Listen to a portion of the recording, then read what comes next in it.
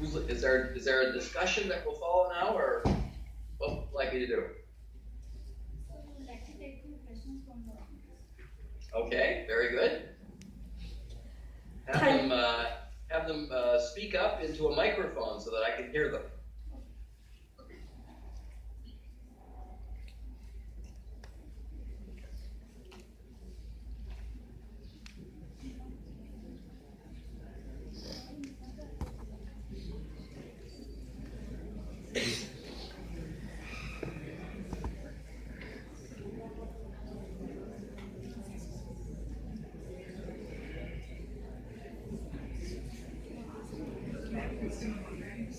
Whoever want to ask questions, raise your hands.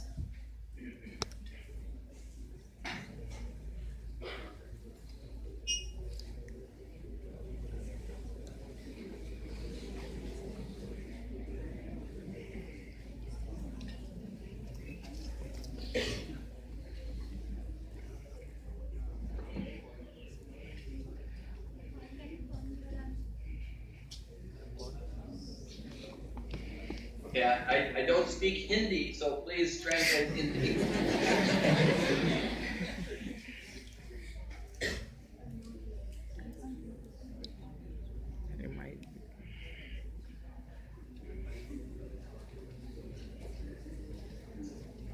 Thank you very much, sir, for your contribution in the open the field that you're working on, open source thing. And Yes. I have a simple question. I'm 52 years old. I was a student of science earlier.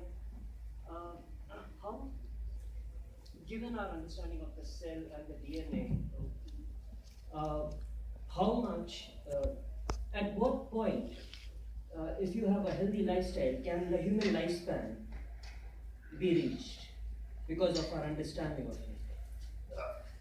Well, of course, you know that the human lifespan has grown quite dramatically over the last century. So we have not yet reached a natural limit. There are many people now who are investigating the aging process to see if it is genetically determined. And there is some evidence of a genetic contribution, but the best evidence comes from model organisms, not from human beings.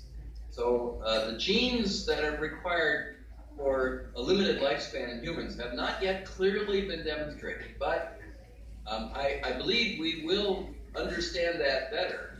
And then we'll be faced with a very serious challenge. If we can control human longevity, is that a good thing or a bad thing? Of course, everyone wants to live as long as they possibly can, but it's not meaningful unless you're living a healthy, productive life. And even if you are able to live a very long time in a healthy and productive manner, is that good for the world to continue to grow our population without some natural turnover? At this point, personally, I feel that turnover is a good thing. And not that I'm volunteering myself, but I think it will be good to have some kind of a natural limit, so that younger people can emerge and have opportunities, not be suppressed by older, more influential people. Just one more small follow-up. How far are we from a point of reaching to cure any disease that is possible? How far are we from that stage? Well, of course, we can cure many diseases, but we can't cure every disease. I'm involved in an initiative to try to gather more basic research on Parkinson's disease, which is a horrible disease that afflicts millions of people around the world, and for which there are really no effective cures. There are palliative treatments that suppress some of the symptoms, but there is no cure. We don't even understand why the cells that manufacture dopamine are dying in patients who suffer from this disease. We don't know how to effectively replace the dopamine that's not being produced.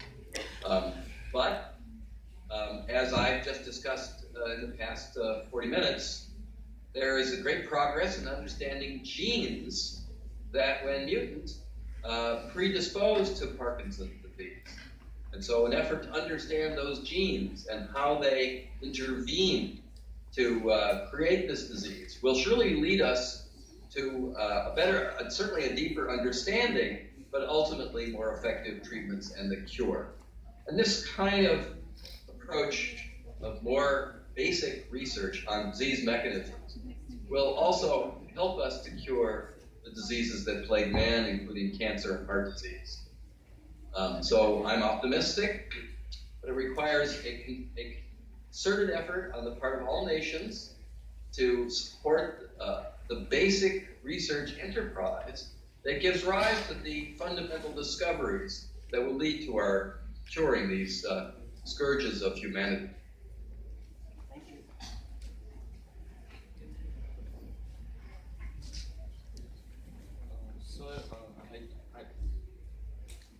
I just have one question regarding the CRISPR technology that is, under research, widely under research, and has potential to cure several diseases.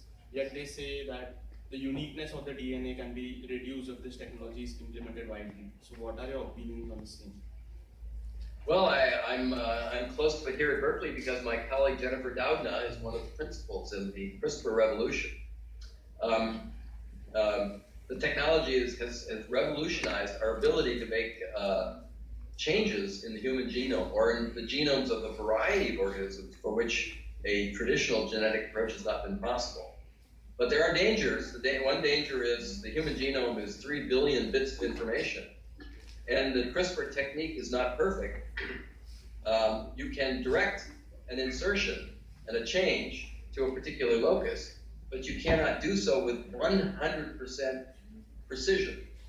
That is, there are some secondary sites that are hit by the CRISPR technique, and so current research is designed to try to make that more selective, to limit the kind of damage that would ensue from an erroneous insertion of it.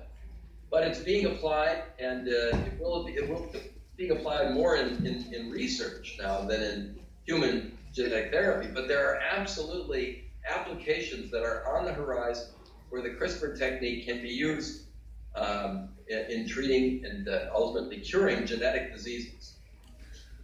Just a follow-up for the same. I just wanted to ask, so the potential of the same is more likely in embryonic level rather than the developed human, perfect human who has some disorder?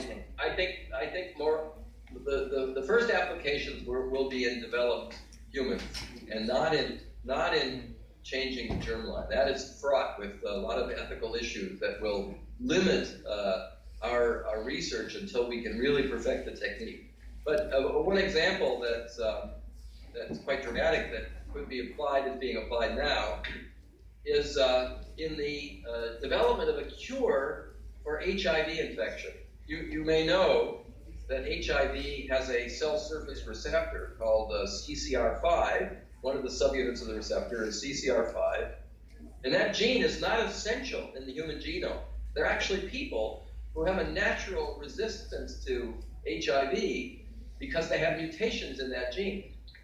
And so it's quite possible, feasible, to take a patient who is infected with the HIV virus, to remove that person's immune cells, to engineer those cells to be deleted by CRISPR of the CCR5 gene, and then to reintroduce those engineered lymphatic cells back into the patient, where they would then resist virus infection, and they would grow while the host cells that have not been modified continue to die. Eventually, those patients would have their entire immune system replaced by this recombinant CRISPR knockout lymphoid cell. So that is a currently very attractive possibility that is being worked on that does not involve changing the germline, but involves changing the adult somatic cells.